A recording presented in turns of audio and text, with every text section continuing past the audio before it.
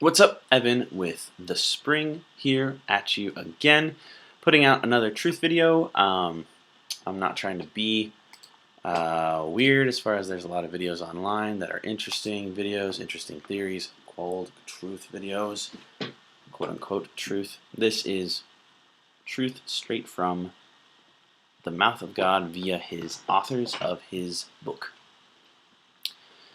We are considering Proverbs. We are working our way through Proverbs. Today we will be considering Proverbs chapter 9. As I've stated in this series before, one of the concepts in Bible study that you can do is use the Proverbs to have a daily reading plan just by reading one proverb a day. There's 31 proverbs, so a day with 31 months, you'd make it all the way through. A day with 30 days. Did I say 31 months? Anyway, you know what I mean. 30 days, you would just be able to double up on one day and get through the whole book, which is very good because in Proverbs we see just wisdom. That's the point of it. Proverbs, wisdom literature of Solomon. Without further ado, the way that I like to do this is I like to read the text, give a few different parts of a monologue afterwards, just kind of based off of the text and kind of pointing things out again. So yeah, comment on this video, of course, engage with the video, engage with the text most of all, and keep it friendly, keep it fresh in that comment section below. Proverbs chapter 9 verse 1, reading from the ESV. Wisdom has built her house. She has hewn her 7 pillars. She has slaughtered her beasts. She has mixed her wine. She has also set her table.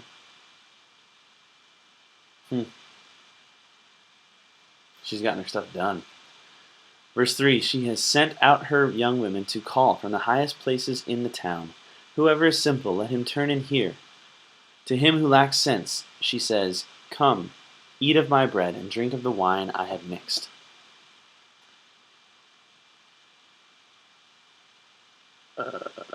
Verse 6, leave your simple ways and live, and walk in the way of insight.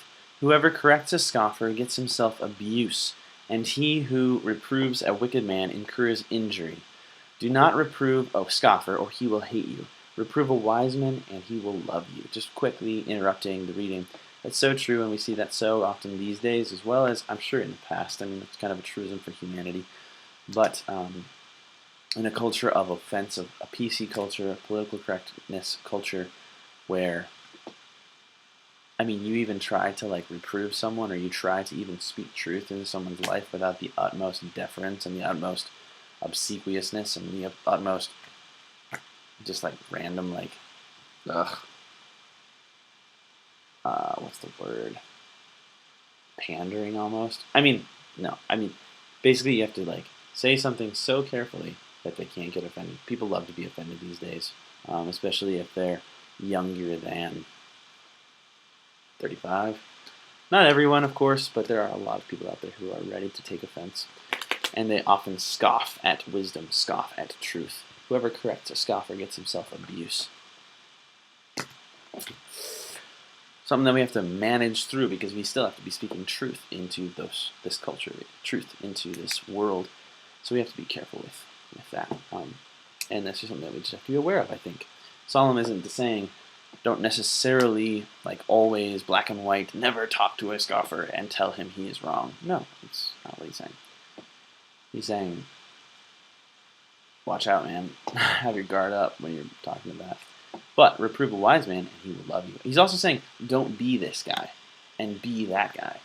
Don't be the scoffer. Instead, be the wise man who loves when someone reproves him, who welcomes truth, who welcomes somebody seeing something in his life and says, that's wrong.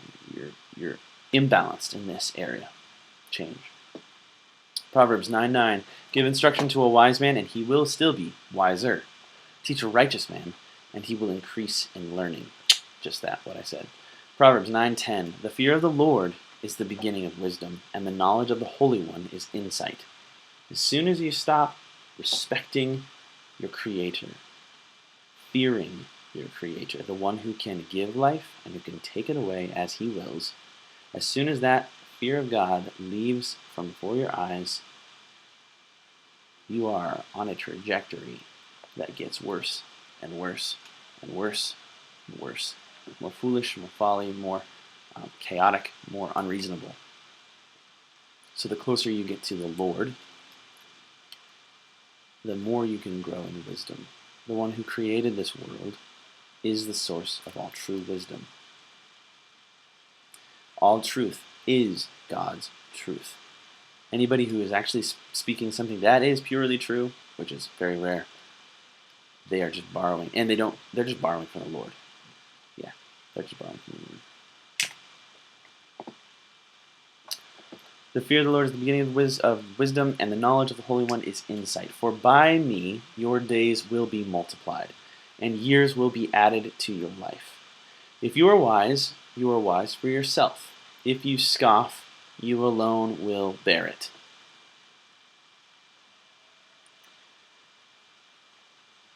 Proverbs 9:13, the woman folly is loud. She is seductive and knows nothing. She sits at the door of her house. She takes a seat in the highest places of the town, calling to those who pass by, who are going straight on their way. Whoever is simple, let him turn in here. And to him who lacks sense, she says, stolen water is sweet, and bread eaten in secret is pleasant. But he does not know that the dead are there, that her guests are in the depths of Sheol. Contrasting the two women, the woman wisdom and the woman folly, both calling aloud, both doing or not doing what they should be doing.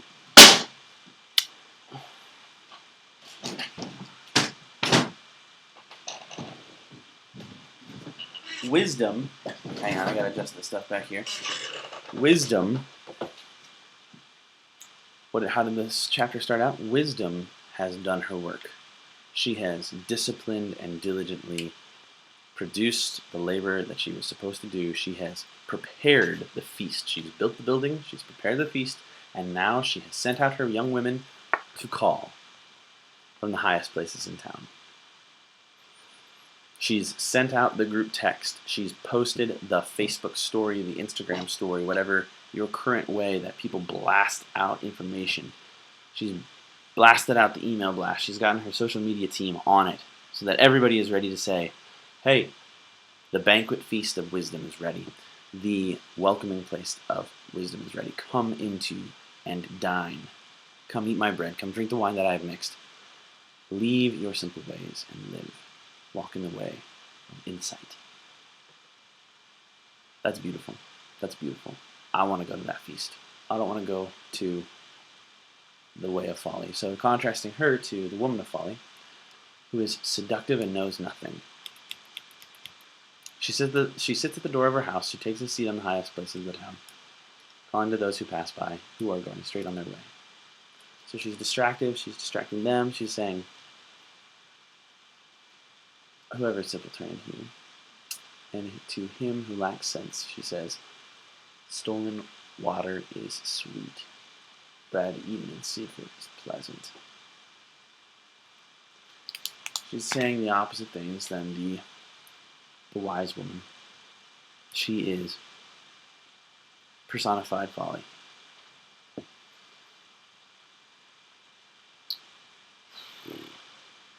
She entices with her words. There seems to be a moment of pleasure in what she says. Ooh, that does sound thrilling. To drink stolen beverages. To quietly eat stolen good food. She doesn't know that the dead, but the one who listens to her doesn't know that the dead are where she's at. Her guests are those who dwell in Sheol. Proverbs 9, bringing it, super legit. Yeah, obviously this time we kind of didn't read only straight through. I added some thoughts as we went through.